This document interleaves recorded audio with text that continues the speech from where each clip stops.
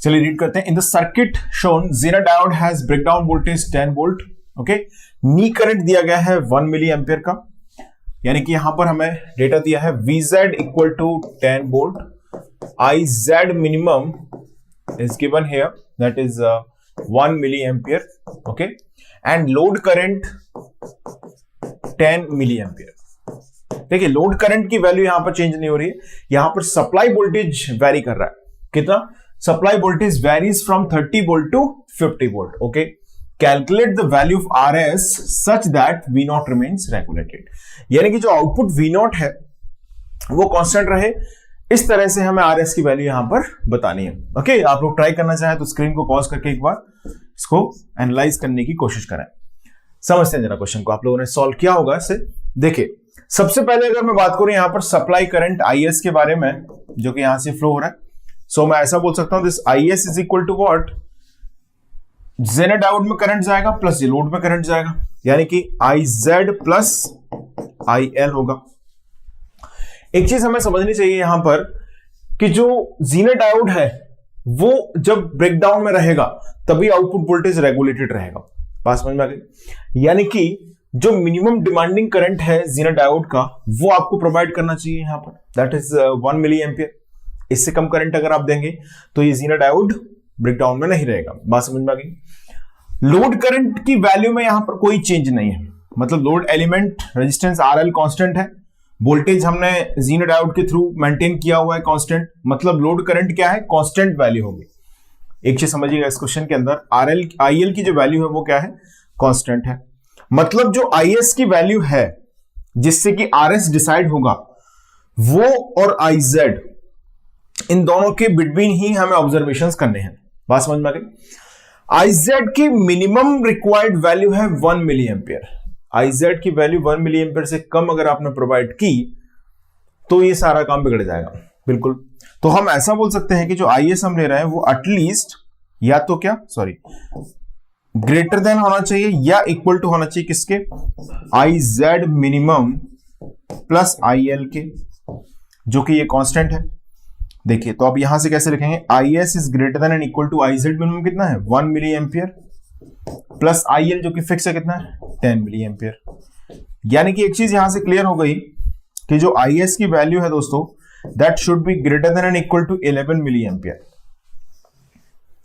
मतलब हमें supply voltage की वैल्यू को इस तरह से रखना चाहिए कि जो सोर्स सप्लाई करंट है उसकी वैल्यू 11 मिली एम्पियर से या तो क्या हो, ग्रेटर देन हो या एटलीस्ट इक्वल टू हो। अगर मान लीजिए ऐसा नहीं हुआ तो क्या होगा, हम जानते हैं लोड करंट जाना है फिक्स 10 मिली एम्पियर का। ओके, जेनर करंट कम से कम 1 मिली एम्पियर मिलना चाहिए, तो अगर इसको 1 मिली एम्पियर नहीं मिला तो ये ऑब्वियस है कि रेगुलेशन नहीं होने देगा, और ये तो फिक्स है, तो यहां से 11 milli ampere at least current flow होना नेसेसरी है।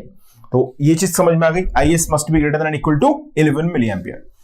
अब हम IS को कैसे लिखेंगे, इसको नोट कर लो पहले जरा सा, कुछ नहीं लिखा वैसे नोट कर लो फटाफट जल्दी से।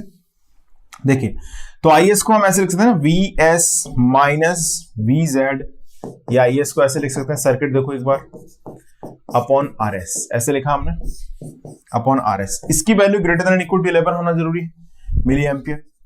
ओके, अब हम इसको थोड़ा रीअरेंज कर लेते हैं, तो this RS must be less than and equal to, इसको दे लिया है मैं, और ये डिनोमिनेटर में जाएगा, ऐसे लिख देते हैं VS माइनस VZ अपॉन 11, मिली ऊपर जाएगा तो 1 किलो ओम हो जाएगा, ये होना चाहिए।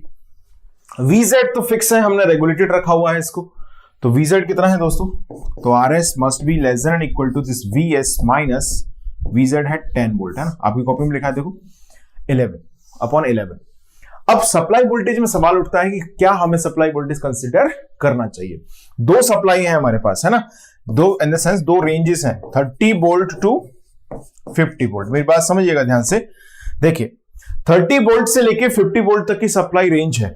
अब यहां हमारा दिमाग घूमता है कि ये लेके RS निकाले हैं, ये लेके RS निकाले हैं। मैं दोनों से आपको निकाल के दिखाता हूं। देखिए if VS equal to 30 volt, then देखो कितना रहा, less than equal to 30 minus 10 upon 11, so this is something 20 by 11, 1.8 kilo ohm about. मतलब Vs अगर हमने 30 वोल्ट रखा है तो Rs की वैल्यू को समझना, ध्यान समझना, लेस देन और इक्वल टू 1.8 किलो ओम होना चाहिए।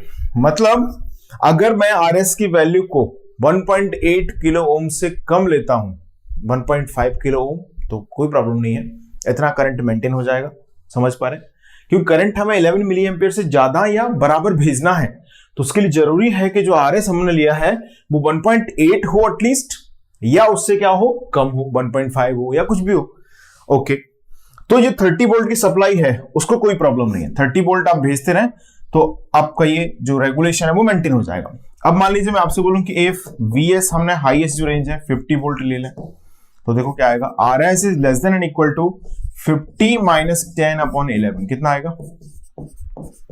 40 by 11, so 40 by 11 is what, something 3.8 और whatever जो भी है, about, है ना, 3.8 समथिंग आ गया। इसके हिसाब से Rs 3.8 किलो ओम से क्या होना चाहिए, कम होना चाहिए। तो अब हमें देखना है कॉमन रेंज क्या होनी चाहिए। कॉमन रेंज क्या होगी, देखो अगर हमने, क्योंकि हमें 30 से 50 कुछ भी अप्लाई कर सकते हैं, अगर हमने 30 वोल्ट सप्लाई अप्लाई कर दी या 31 वोल्ट अप्लाई कर दी और Rs की वैल्यू 3.5 रख दी, तो ये रेगुलेशन हो ही नहीं पाएगा, क्योंकि इसके हिसाब से तो 3.8 से कुछ भी कम ले लो, लेकिन इसके हिसाब से 1.8 से जरा सी भी ज्यादा लिया आपने, 1.9 भी ली, तो रेगुलेशन नहीं होगा। यानी कि कॉमन रेंज क्या होगी दोस्तों, less than and equal to 1.8 kilo. इस पर थोड़ा सा चिंतन करना बैठ के आप कि हमने ऐसा क्यों लिया। हालांकि मैंने एक्सप्लेन कर दिया अपनी तरफ से। Still if you are getting confuse कि why we are taking this 30 volt into the picture, because 30 volt is minimum value जिससे कम से कम करंट जनरेट होगा, और वो कम से कम करंट के लिए सर्वाइव करे आपका सर्किट, तो हमें इसी के हिसाब से चलना चाहिए। अब जैसे आगे वाले क्वेश्चंस में 30 वोल्ट 50 वोल्ट ऐसे रेंज दी होंगी, तो हम हमेशा कौन से कंसीडर करेंगे, इसमें लोअर रेंज कंसीडर करेंगे। बात समझ में आ गई आपको?